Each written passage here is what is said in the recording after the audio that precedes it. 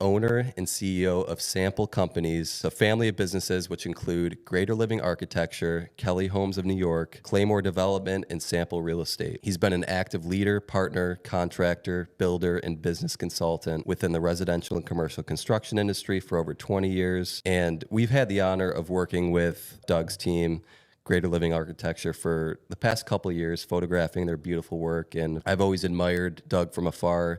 Haven't really gotten to know him too well, but very excited to have him in the studio today to just hear his story, hear his journey into entrepreneurship. I think there's going to be a lot of value for people who specifically want to go into the construction or real estate realm. So hopefully you'll find value in the show today. And with that, Doug, thank you so much for being here, man. Yeah, absolutely. Thanks for having me. You make me sound pretty important with all that stuff. But yeah, I guess that's me. So yeah, thanks, man. Let's start from the beginning of your entrepreneurial journey. How did everything start for you? Well, it's a story. Like everyone has a story. I originally, as a young boy, my boys are all working now. I have 3 boys and a daughter. And I started working for my father when I was probably about 10, 11 years old. My father was a farmer from Canada, Quebec. And he started basically a landscaping and I would say small site development company back in the 60s. I started working with him, in the mid 80s. I was born in 76. So by 86, 87, I was working with him in the summers.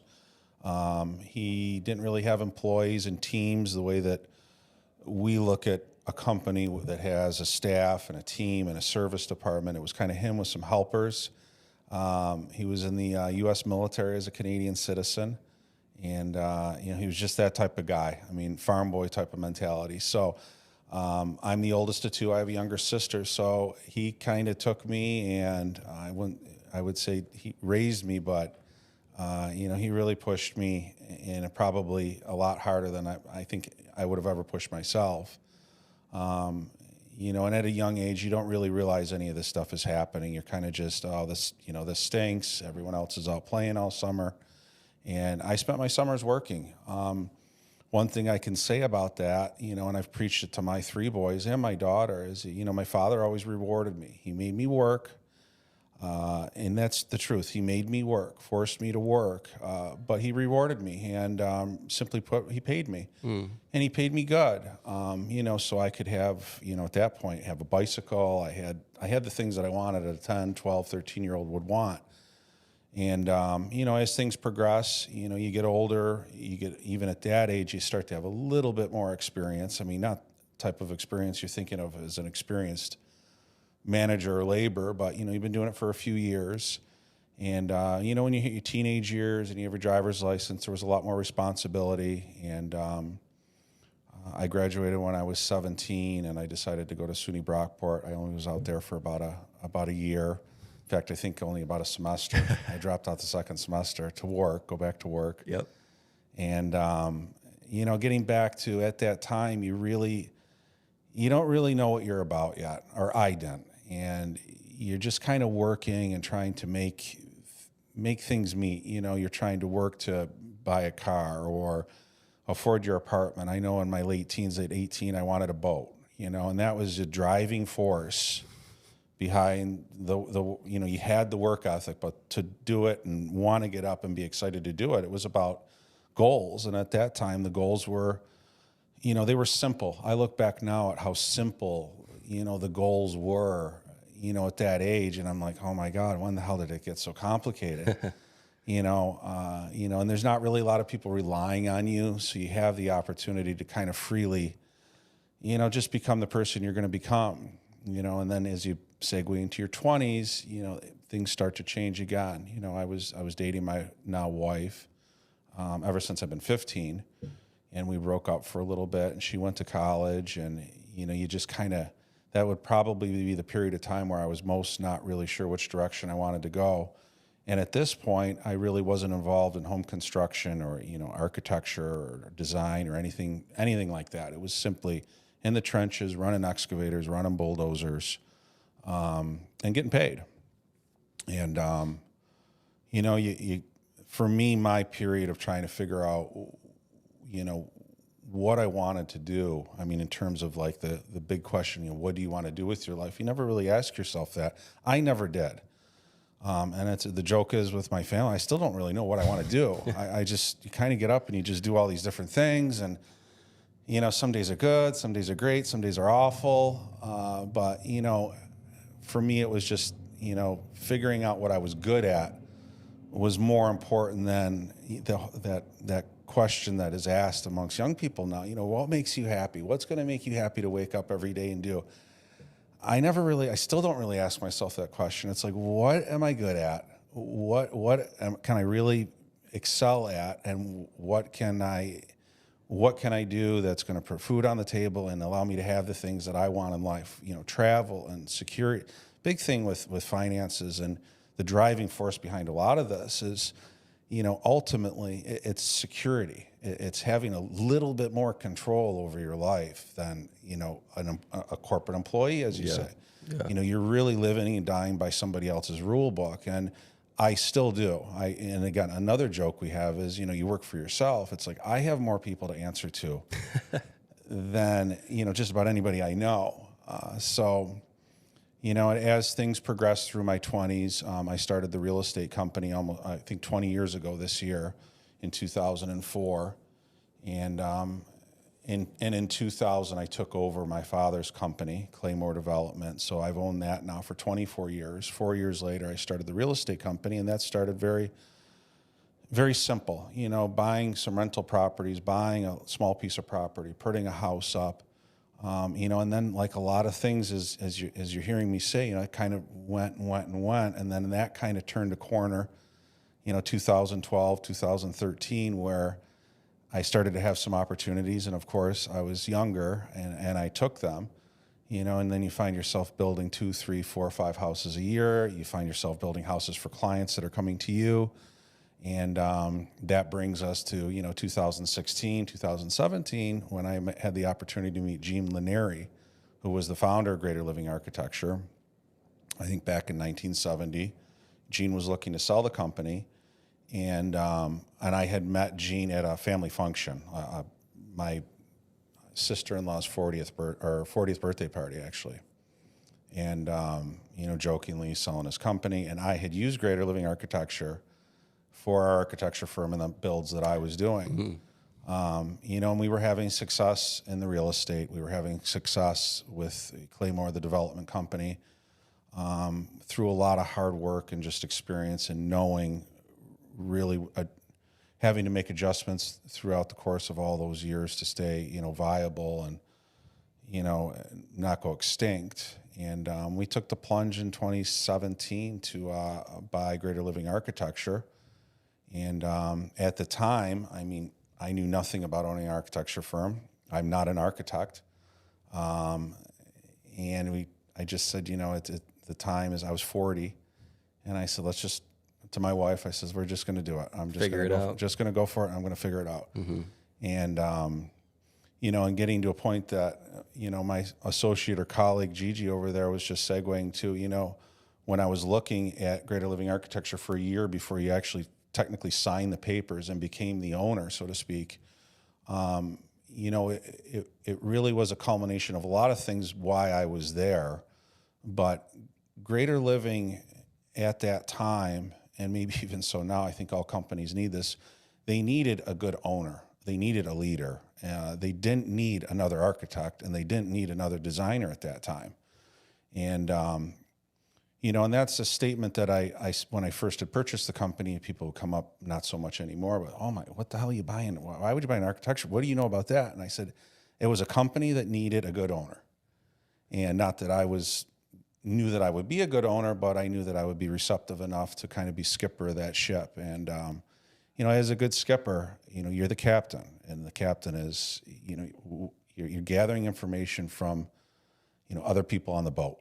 And then you're making decisions on behalf of everybody. And that's, I think, in my mind, really what separates successful entrepreneurs or successful leaders and business people. You're collectively using your entire team, their opinions, their ideas, and you're not using them all the time. That's not what I'm saying. You're not letting things go haywire, but you're checking the pulse of, your team, and you start to rely more on certain parts of that team. Certain people have a little bit more in-depth ideas and insight when you have a particular problem. You don't go, everybody chime in. This is our problem today. Who has a possible solution? It's not like that.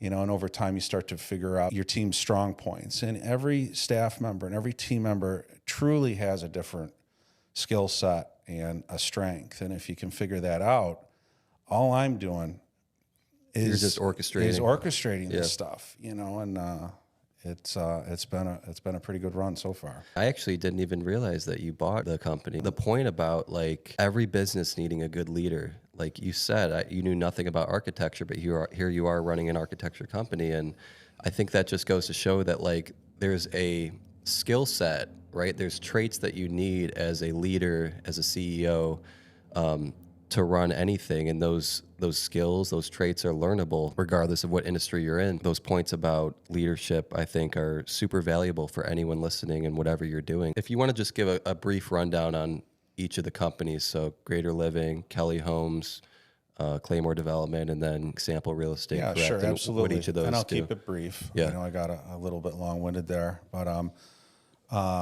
Greater Living Architecture, GLA, is a company that now, after this backstory, I've owned for 7 going on 8 years.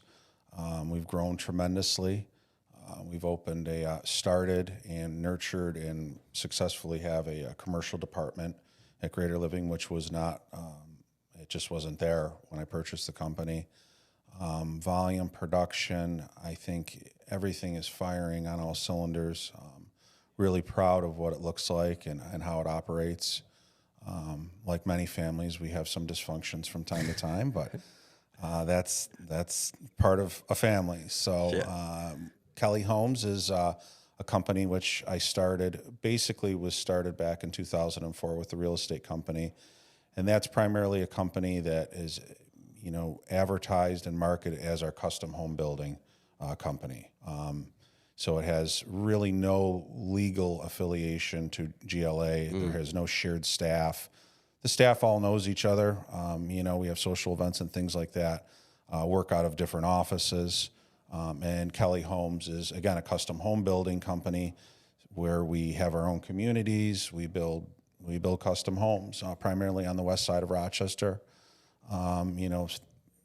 Homes from anywhere from $500,000 to $600,000 up to $1.3 million. We average anywhere from 6 to 10 homes a year. And the way we're structured right now, that's pretty much our sweet spot. We're not equipped to build 20, and we'd probably be looking for some clients if we were building 1 or 2. So, and that is in a good spot currently as well. That kind of segue is very similar, very closely related in ducktails to Sample Real Estate. Sample Real Estate owns a lot of the property that Kelly Homes builds on. So that kind of gives you a very quick breakdown of Sample Real Estate. And Claymore Development is essentially a version of the company my father started back in the 60s. And Claymore Development, simply put, the development company. Well, what do you develop? We're not in suits. We're not in office buildings. It's bulldozers, backhoes, excavators, putting in sidewalks, digging basements, digging ditches, septic. I mean, it's that type of stuff, and that's always what it is, and that's still what we do. So Claymore Development actually does a lot of the site work, digs the basements, backfills the basements, grades the yards for Kelly Homes. So not so many years ago, but even 5-6 years ago, Claymore Development basically had all its own clients, a lot of other local builders, local developers. That was its bread and butter, and we did very little work for ourselves, as we call it, Kelly Homes. And over the last 6 to 7, more so the last 3 or 4 years, we're almost 95% working on our own jobs, Claymore Development, and occasionally working for some very good clients that we enjoy working for 5 to say 15% of the year. Well, that's a great breakdown. And it's so smart. I mean, you hear from people that it's hard to grow multiple businesses at the same time, but what's so smart about what you're doing is it's an ecosystem that you're building, and all your businesses feed off of each other in a certain way. It's not like you're starting something completely different, like a dentist or something, and going completely 180. Everything you're doing feeds off of each other. And I think that's super smart and the way to do it if you want to do multiple things at once. Yeah, they all work together, and in some ways, Claymore being where I started, we'll say, we were working for builders, and we were working for builders that honestly I didn't think was doing a good job. And the cliche, I can do this better. Well, I tried it and I didn't, and then I did, and then I got that figured out. And then you move to, the architectural portion of it. You're hiring architects and designers to design these homes, and the opportunity came about. It was just another piece of that puzzle. I mean, the only scary part about all that being, symbiotic and working together is, it does lack a little bit of diversity. All your eggs are in one basket. In terms of, where you're pulling where these companies are pulling their dollars from. Sure. They're basically all pulling them from this same big bucket with little buckets, real estate related activities and things like that. So, yeah. So at this current point in time, about how many people do you have working in all your companies across the board? Real true employees, we probably have about anywhere from 18 to 22 at any time. Subcontractors, dedicated subcontractors that only work for us, we have upwards of 12 to 15. That varies dramatically based on the state of the union and where we are with certain projects and communities. What have you learned about, and I know you already touched on it, but leadership and really cultivating a good culture and building a solid team around you? That's the intangible. And, I've really been lucky to have a lot of good people around me. And I don't know whether it's luck or I do believe there's a degree of attraction, on behalf of free-thinking people that are walking around wanting, like someone like Gigi. People have a choice on who they work for, and at certain levels and in certain creative professions, you see that a little bit more. You really see team members and staff, when you talk to them, they really want to be working for someone that they believe in what they're doing, and most importantly, they trust me. Yeah. That's the big thing that segues back to, I use the term skipper. They have to trust you, and I think building that trust, in my case, it always has to happen organically. Yes. You can't just walk into, and GLA was a perfect example, walking into a room and every question that they asked me, the answer was the same. Let's just keep doing whatever you guys have been doing. What do you think? And my question would be, what do you think we should do? Yeah. And trust was built over a period of time, and it wasn't a matter of months. It was built over a matter of months, little by little, but it was just piling on decision-making and not screwing up, and your team realizing that, you're not steering them into a storm. Wow, the new guy isn't going to drive us off a cliff. But that process, when you talk in terms of skill sets of different team members, that in itself, I think if I could, personify what I'm best at, it's probably that. It's not really, building a home all the time, and it's not really, running machinery, which in terms, in my past, that's what you think you're good at. I'm really good at that. As things evolve, and I'm in my later 40s now, and you've repeated some of this stuff, you can kind of sit back, which I never sit back, but you can kind of look at the situation and realize it is a product of, not all, but a lot of the decisions I make and who I empower and who I get my information from in my team and their trust in me is really the secret to the success. You're really just a ringleader, but you gotta know what you're doing at the same time, and you've also got to be able to steer your team as much as you trust them out of the ditch when they're heading into the ditch. Yeah. Yeah. And I head into the ditch occasionally, and there's people in my life, they question you, and it's good to be questioned. I'm the type of leader. I like to be, not daily and not about certain things, but I don't mind being questioned if it's a sincerely, a question. If it's a sarcastic, why the hell are you doing that? That's different than a question. It's not really a constructive question. So a lot of trust. Yeah, no, that's a great answer. And the reason I ask it is more selfishly because, I'm trying to become a better leader. I have a team around me now, and what you just said about like asking for input. You don't have all the answers as one person. Like multiple brains are better than one. And I've had to really put my ego aside too and let my team like say things and say ideas that maybe I didn't even think of. And then as a leader, you have to take in all the input and then you make the final decision and hopefully the best decision for the business. So I think it's just a constant learning process. And if you're getting better year after year as a leader, I think you're doing all right. As you get older, there's a little bit more self-actualization. And as you've screwed up more and more, and as you occasionally succeed more and more, I was talking with my wife literally just the other day. You start to rely, as you get older, you rely a lot more on yourself, and you realize and you're very comfortable with what you're capable of. And you're also very knowing and aware of what you're not good at.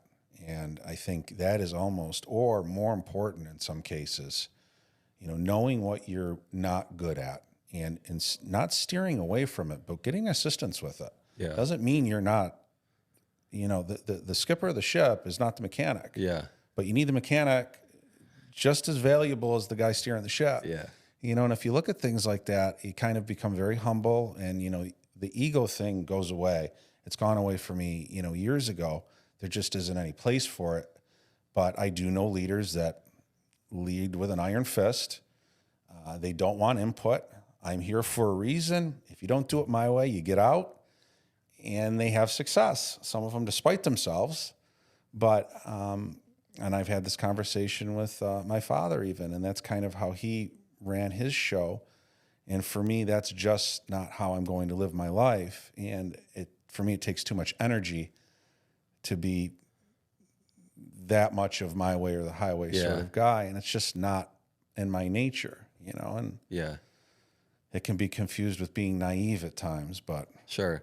Well, to your point, I mean, yes, you can succeed, and there are leaders that succeed that way, but how do the people around you feel about you? You know what I mean? That's a whole nother thing. Like, yes, business is one thing and it's great, but how do people view you as a human being? And that's something that I think as I'm, getting older, I want to be viewed as someone who cares about my employees' personal lives and not just them as a number in a machine. We're always, a growing younger generation business. We're go, go, go, like get things done. How are we going to grow? But I'm starting to take the time to realize, like, I need to check in. How's life? Like, what are you doing for fun? Like, what vacations are you going on soon? And I think that's so missed in today's culture, especially, with the rise of like entrepreneurship being cool and everything.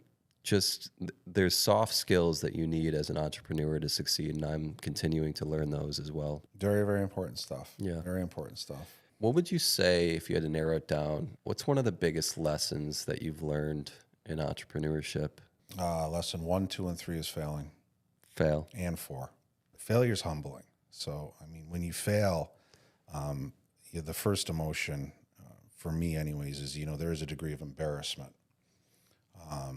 Then it reverts to, damage control. And then it kind of morphs into righting the ship, and is there a future with this idea, or am I just really, not pointed in the right direction? What comes out of failure is everything. What comes out of winning is very little other than money. Yeah. In this world, people love you when you're winning, and as we know, it's just people, you perceive differently when you're losing. Learning that failing is okay after having done it, me personally, on a big scale a couple of times. One, you want to avoid it. Yeah. Don't get me wrong. I mean, you're not purposely trying to fail. I'm going to teach myself a lesson. Let's just drive this thing right into the wall. When you're kind of just out there, making decisions, not really knowing what the outcome's going to be, even with a team of people helping you, your chin's wide open, and it doesn't always work out. And I think getting into, even more recent years with some of my ventures, or call them ideas, where we put resources, where we take people like Gigi and other team members, and we allocate resources, talented people, basically to orchestrate and implement my ideas. Again, it gets back to a little bit more of a collective on making those decisions. And what's nice about that is if there is stress fractures or signs of this isn't going the way it's planned, it was to a degree a collective decision, although I'm steering the ship. Whereas when you're younger, a lot of these things, you don't have the resources around you to help make these decisions. And a lot of times the resources around you when you're younger are more of a mentor, not tutoring, but just lesson giving sort of advice. Yeah. I wouldn't do that because X, Y, and Z. It's like the advice I seek out now and I get is, okay, if we're going to do this, you might want to think about X, Y, and Z. And as, in age and experience, there's no substitute for it. Yeah. You really avoid those huge failures. There's little things not going right is not necessarily a failure, but there's directions you go that always aren't ultimately the direction you really should be going. You kind of write the course. The team is involved in helping you write the course, and the team's also involved in telling you when we don't need to pump the brakes, but you better take your foot off the gas, and we better figure some of these things out before we keep going 100 miles an hour down the road with us. So decision making as you get older, especially when you surround yourself with talented people, it never becomes easier, but it becomes a quantifiable process instead of, we're going to go for it, and it's going to work because I'm smart and we'll figure it out. Yeah. It's like that has happened, but also there's been more times it hasn't. Yeah. Yeah. I love it. And I think the lesson I take away from that is and you hear from everyone, failure is part of the process, but to your point, you don't want to it sucks. It sucks, and you don't have to you don't have to fail. You can learn from people ahead of you, and I think that's the approach I'm trying to take every day. Is all right, this path that I'm on, who can I seek out that's ahead of me, that's better than me, and help me avoid the landmines along the way, because you are going to fail inevitably, regardless of how much information you seek out. And like you said, experience is the biggest lesson. But learning to seek that out and understand that there's always someone who's done it before you. So why not learn and even pay money to learn from those people and educate and coach yourself to avoid those failures? You're correct, but your story is going to be different than all ours. Yeah. There's going to be anybody that has the same story as you. There's not going to be there's not going to be anybody that has the same story of anybody. Yep. Learning those real, I don't want to say obvious because they weren't to the person that they ran into, but learning, following the path of somebody else in terms of what did they do, what do I know that won't work, why didn't it work, that's being diligent. That's always a good part of making decisions. But you always have to realize your spice and your flavor, just the way you might react to people's decisions, or the way you might look at somebody. Yeah. It's going to change your million trajectory different at the end of the day. Yeah. And it's just following a rule book for some of these things is good to have a rule book. It's good to have a whole bunch of information. You need to have it. Yeah. But always remember, every little decision you make and how you treat somebody on a Thursday afternoon could impact you a year from now tremendously, positively or negatively. Yeah. Live your life. Live your life. Yeah, your successes and failures are the compounding of the decisions that you make every day. Correct. Culmination of your decisions. 100%. That's your life. In order to succeed as an entrepreneur, in my mind, you have to have a very strong mentality. What do you do in your own life to cultivate a strong mindset, habits, routines, Tito's? You have to be strong, but and I don't, it sounds, again, I've said this before, it sounds corny, but, I don't always think of myself as the strongest or smartest person in the room. In fact, I very rarely do. you find yourself, I find myself at times very vulnerable. And I've said the statement before, don't confuse kindness with naive. I'm kind, I'm not naive most of the time. The best thing, not the best thing for everybody, but works for me is, I spend a lot of time with my wife. And when I'm not working, I'm very grounded, and with the kids. And I said I needed light kids, and I have 4 kids. But I don't spend a lot of time out late nights. It's kind of a real superficial answer, but I get done with work, I go home, I cook. I do all the cooking. I do happy hour with my wife and a couple of friends, and I kind of keep, stability. I think is super important, especially when you've got so many people in your life that you're affecting. And Gigi's been a recipient of that. And early on, years ago, many years ago, it occurred to me because it was a recurring issue. Was, I have a bad day and I can blow up a lot more things than most people. And I don't mean it as if you want to, but you just walk around being your miserable self, pissing and moaning. I mean, you ruin a lot of people's days, and I've learned that. So, you have to control that, and, you need to be well rested. God, I know it's a superficial answer. Sleep. 9 o'clock. No, I'm really glad you touched on that because these days, like hustle culture, like, you don't need to sleep, just work your ass off. But Doug needs to sleep. Cam needs to sleep too. I need to sleep. You might be sleep. Yeah, I love it. I mean, I'm the same. I mean, simple man. I like being with my wife outside of work. That's how I recharge. And especially now, like the past 5 years, I've just been working nonstop, 80, 100-hour weeks to like get this shit going. And now I have a team around me. I mean, I kind of start to pull back a little bit and have a little bit better work-life balance. But again, I think it's different for everyone. It depends on your partner. Yep. Having a partner is everything.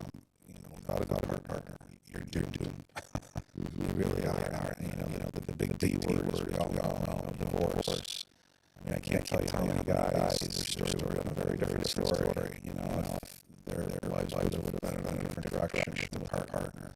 And we do choose our partners. We choose too many things in life. People get to choose their partners, and as we know, we're getting off business topic, but a lot of people choose the wrong partners, and living and eating and breathing with someone who's not really jiving with you. You're not jiving them either most of the time. I mean, it kind of rots the entrepreneurial, the creativity of any human being just rots it from inside until there's nothing left. And I'm not talking about nothing left in terms of financial resources.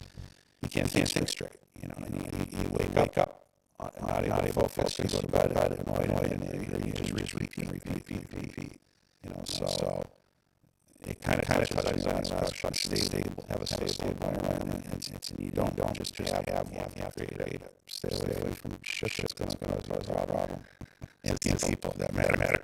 Stay away from people. Stay away from. We'll start transition kind of how business stuff. And I know you already touched on it, but what else do you do for fun? Cooking, hanging out with your family, anything. I mean, cooking is a thing. This past time here, not so much because of the heat, but working. I really enjoy certain days when I don't have a schedule and I can hop around jobs. Tomorrow is one of those days. My VP, Lindsay, who I love dearly, she's off. And I joke, she's off. It's the same as me being off. Because, the film phone's a lot quiet. I meet my wife, Kelly, every Friday for happy hour, do lunch. On Saturdays, I make big things, gardens, my flowers. I love growing flowers. I do a vegetable garden. I have a place in Costa Rica and I just spend all winter with gardens and flowers. And I think that's kind of my happy place. Costa Rica. My wife and I are, this is our year. We're traveling a lot more, but we're trying to get everywhere in the States before we start to go outside the country. Yeah, I wish I would have. I'd say simple things. Started golfing a little bit last year. My son picked it up and was really the driving force and time with them. Sticking true to the evolution of anger management. Even anger management is too aggressive, but getting frustrated with things. I'm not a good golfer. I wouldn't call myself a golfer, but I go out, I have fun, and I don't get upset anymore the way I used to. Yeah. When I was in my 20s with golf, I just don't. That's me right now, by the way. It's just Yeah. go out, hit around. There's a degree of embarrassment sometimes. I mean, that would be my only regret with golf. That's why I like golfing with my sons, because they're worse than me and don't really care what I do. I saw something the other day on Twitter. It was like, the reason we, as men, get so frustrated on golf is because at any moment we hit a professional level shot, and then the rest of the game we play like shit. Yeah. So that messes with your mind. You need one good shot on a 9-hole round and it'll keep you coming back. That's right. But, That's right. it can be embarrassing as a guy. You want to, sports, and you go out. No one wants to be hacking away at the ball in front of 3 other guys. Half the time you don't know 2 of them. Your buddy might be with you. So it's just human nature. But a couple cocktails usually. There you go. Let's talk goals for the future. Where do you see your businesses going in the next couple of years? Long-term vision for everything. It's a really good question. The question remains. You don't know. What I have learned, even again, I had this conversation last night. I was having chicken wings with Kelly. My son was at camp, and we had to pick him up football camp, so we went somewhere quick for like an hour and sat. And how different this year looks, mid-August versus last year. I mean, the new community that we started this spring, I didn't own the property a year ago, and I didn't have any idea I would even have an opportunity to own this property. And we don't need to get into details of that, but what time has taught me is you just never know what's going to be around the corner, and that's not a negative statement. It's sometimes you don't know really what the next step is going to be, and as long as you just keep walking, breathing, and bluntly don't screw things up, things present themselves, and that's kind of the direction I've gone for the last 20 years. And it's not blind. Let's just see what happens tomorrow. There's a lot of planning, but in terms of the succession plan, you'd like to see the companies carry on after me. Whether I retire or, God forbid, something happens, you like to have the thought, as I sit here and even as I drive around, that everything wouldn't stop for a lot of reasons, mainly for my team. We've done a really good job creating scenarios in our operations where I can be there or not be there for months at a time, and life goes on. Will it look different? Yes. And any succession plan, no matter, regardless of how well it's planned out, and you've got everything dotted, check, thumbs up, okay, let's go. It's going to be different when I'm not there. And that's not necessarily a negative. It could go to the moon. I don't think a lot. I don't spend a lot of time thinking about what this is going to look like in 5 or 10 years. I spend all my time thinking about what this is going to look like a month or 2 or a year from now. I just think it's just how I run things. I very rarely look deeply and really strategically at where are we going to be in 5 years. Code changes, presidents changing every 4 years, interest rates all over the board, all these things that affect me, that affect a lot of people. You don't really know what they're going to be even a year from now. Mm-hmm. We don't know who's going to be in the White House this fall or next January. And I just think it's best to set your goals, short-term / long-term, most of the short-term, long-term, like 5 to 7 years, 6 to 9 months, 9 months to a year and a half. Yeah. Keep everything moving, keep everything strong, keep your debt low. So if something does happen to me, whether it's planned or unplanned, and this is important, you're not leaving the next person, male or female, a mess. You're not leaving them in a situation where they're behind the 8 ball as soon as they get behind the steering wheel. And I think in terms of a goal, it's probably not the answer you're looking for, but to have these companies debt-free is really where you, as an owner, as this particular owner, where I really want things to be. That's my goal. Yeah. You know, in a roundabout way. And it took me a minute to even get there because it's so inherent that that's how I think about it. But that's really the goal right now. Get these companies where they float, they're cruising down the road, and someone else can come in. And when they're debt free and not cumbersome and light on their feet, it allows the next person to come in and make some changes and make some mistakes. And there's going to be some. There's going to be people maybe leave or quit or retire. It just leaves them in a position where it's going to give them some time to get it figured out. Yeah. Because no matter who they are, you're stepping into a new role.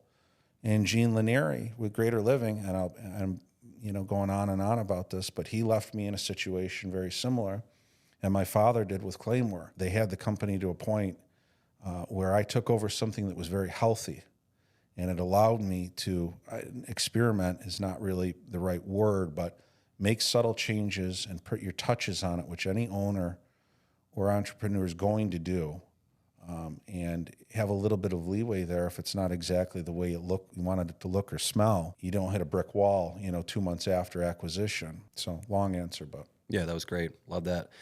And to your point about like long-term goals are great and you can set that big vision, but you just don't know, like anything can happen in a couple of years. And it's like the quote, the Mike Tyson, everyone has a plan until they get punched in the face. And until the phone rings, I walk out until of this the room. phone rings. There could be a phone call sitting on that phone right now that's going to change my life. That's right. That's right. Don't dwell on it, but focus on today. All right, we'll wrap up here. Parting wisdom for that young, hungry entrepreneur who wants to make things happen, regardless of what path they choose to go down. What do you want to leave our audience with today? Real simple stuff. I was a ditch digger. Work hard. We've talked about it multiple times. To really succeed and get ahead in this world now, no matter what industry you're in, regardless of what industry you're in, you really have to listen to people. You don't have to do what they say. That's not what I'm implying. You really have to, even the assholes, you got to listen to people. And it paints the whole landscape that you're going to end up navigating, and don't be a dick. Treat people with respect, even if you don't respect them sometimes. It's a long road. Yeah. And, regardless of what market you're in, it doesn't pay any sort of dividend to tee off on people, as frustrated as you get, and it's not necessarily like this, advice of do this, do that, and you're going to wind up at the top, but they're just things that I wish more people would implement, and you see really talented people and they have some of these flaws and they just anger issues and, just relax and you're going to get where you need to get if you keep working hard. That was great. Don't be a dick, people. Don't be a dick. Any favorite book or books that have had a profound impact on your life, professionally or personally? I don't know if you're a big reader. I'm not a big reader. Probably the single largest impact on my life was my father. He was tough. He still is, and not very compassionate, not very understanding with failure, and you kind of grow up in that environment, and it was a great environment, great household, but, you kind of learn, you either go one of two ways. I've always said this, you're raised by someone who's very stern, my way or the highway sort of guy. Inherently, you're either going to wind up just like him, or you're going to be the polar opposite. You're going to listen to everybody. You're going to just hear every story anybody has to say.